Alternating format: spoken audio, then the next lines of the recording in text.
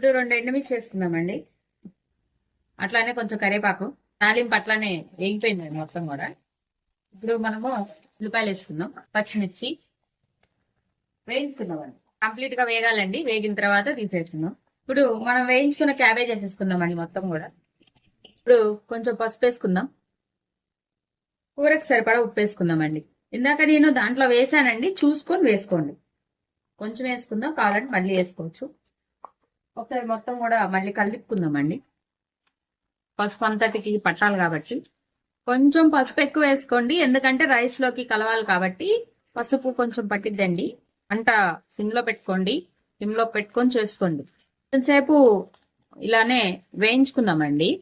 ఎందుకంటే ఉల్లిపాయ ఫ్లేవర్ అంతా కూడా మనము వేసుకున్న క్యాబేజీ ఉంది కదా పకోడీ, దానికి పట్టాలి కాబట్టి మనం ఉల్లిపాయలతో ఇలా వేయించుకుందాం. ఆ ఫ్లేవర్ అంతా పట్టిన తర్వాత మిగతా ప్రాసెస్ చూద్దాం. ఇదిగో 4 చిన్నులపాయలు ఇలా దంచి చేసుకోండి.